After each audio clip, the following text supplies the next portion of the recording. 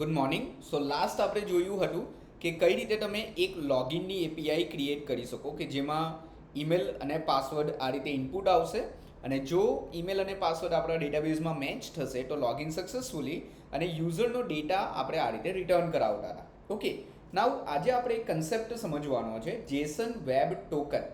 Okay, ઓર એને કહેવાશે JWT token. તો JWT ટોકનનો મતલબ શું થાય કે જ્યારે પણ યુઝર સક્સેસફુલી લોગિન થાય ત્યારે આપણે આ પર્ટિક્યુલર ડેટાને એક સિક્યોર કીની અંદર કન્વર્ટ કરી નાખશું. એને કહેશું આપણે JWT ટોકન. મતલબ જ્યારે યુઝર સક્સેસફુલી લોગિન થાય ત્યારે આપણે એને એક ટોકન ક્રિએટ કરીને આપશું અને એ પર્ટિક્યુલર ટોકન લોગિન સાથે આપણે એને રિટર્ન આપશું. તો જ્યારે પણ હવે યુઝરે કોઈ બીજા સિક્યોર ડેટા એક્સેસ કરવા હોય, ફોર એક્ઝામ્પલ યુઝર લોગિન થઈ જાય એના પછી એને માય ઓર્ડરના ડેટા એક્સેસ કરવા છે યા માય પ્રોફાઇલ એક્સેસ કરવું છે યા ચેન્જ પાસવર્ડ કરવું છે કે જેમાં આપણે યુઝરના ઓથોરાઇઝેશનની જરૂર પડશે, તો ત્યારે આપણે એ ટોકનને ઇનપુટ તરીકે લેશું.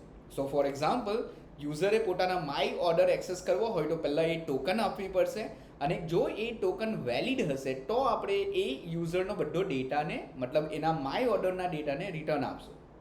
સો ટોકન જે છે એ નોર્મલી સિક્યુરિટી પર્પઝ માટે યુઝ થાય કે એ ટોકનથી આપણે ચેક કરાવશું કે યુઝર ઓથોરાઇઝ છે કે નથી પર્ટિક્યુલર કોઈ ડેટાને એક્સેસ કરાવવા માટે. ઓકે, સો એના માટે આપણે યુઝ કરશું Jason web token NPM. Okay, એને JWT ટોકન પણ કહેવાશે અને એના માટે આપણે આ પર્ટિક્યુલર પેકેજનો યુઝ કરવાના છે. ઓકે, સો જેસન વેબ ટોકન એ નોર્મલી યુઝરના લોગિન સિક્યુરિટી પર્પઝ માટે યુઝ થશે ઓર એવું ચેક કરાવવા માટે કે જે યુઝર છે તે ઓથોરાઇઝ છે કે નહીં.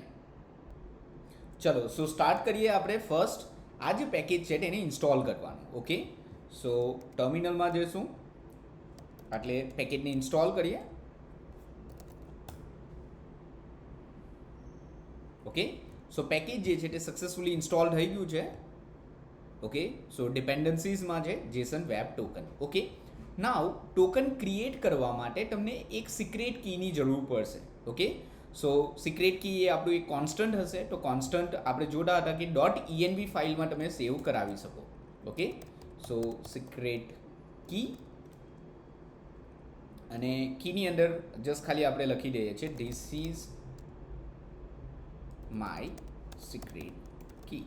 ઓકે, સો આ રીતે આપણે એક કી અસાઇન કરી છે. નાવ આ પર્ટિક્યુલર કીને તમારે આટલે એક્સેસ કરવી હોય તો .env ફાઇલમાંથી આપણે ડેટા રીડ કરવાના છે. તો એના માટે ઓલરેડી આપણે જોયું હતું કે ફર્સ્ટ આપણે રિક્વાયર .env કરશું એન્ડ જે સિક્રેટ કી છે એ સિક્રેટ કી તમને process.env થી મળી જશે. ઓકે, નાવ જો લોગિન સક્સેસફુલી થઈ જાય છે આ જગ્યા પર, જ્યારે લોગિન સક્સેસફુલ થાય છે ત્યારે આપણે એક ટોકન ક્રિએટ કરવાની છે. So token equal to okay JWT use કરવું પડશે. સો JWT માટે ફર્સ્ટ એને રિક્વાયર કરીને આટલે આપણે અસાઇન કરીએ. So const JWT. Okay, so token equal to JWT dot sign. Okay, now આની અંદર ફર્સ્ટ આર્ગ્યુમેન્ટ આવશે કે તમારે શું શું ડેટા સ્ટોર કરાવવા છે, મતલબ ટોકન શાના બેઝિસ પર જનરેટ કરાવી છે. સો ફર્સ્ટ ઓફ ઓલ આપણે યુઝરની આઈડી, ઓકે, જે આ આઈડી હશે તેનાથી, ધેન એનું નેમ મતલબ ફર્સ્ટ નેમ જે છે તે સ્ટોર કરાવશું તો user dot first name. Okay, then secret key. So process dot env dot જે આપણી સિક્રેટ કી છે તે. Okay, so process dot env અને secret key. Okay, so next આવશે સિક્રેટ કી. ધેન એના પછી એક ઓબ્જેક્ટ આવશે એક્સપાયર ઇન, કે તમારે આ પર્ટિક્યુલર ટોકનની વેલિડિટી કેટલી રાખવી છે, લાઈક 1 hour. સો 1 hourમાં આ ટોકન જે છે તે એક્સપાયર થઈ જશે. સો આટલે હવે આપણે યુઝરના રિસ્પોન્સમાં ટોકન પણ પાસ કરાવશું. ઓકે, સો આ ટોકન પણ જશે. નાવ અગેઇન આપણે ચેક કરીએ, તમે સેન્ડ કરશો તો આ રીતની એક JWT ટોકન મળશે. અને આનો એડવાન્ટેજ શું છે કે એવરી ટાઈમ જ્યારે પણ યુઝર લોગિન થશે ત્યારે ન્યૂ ટોકન જનરેટ થશે.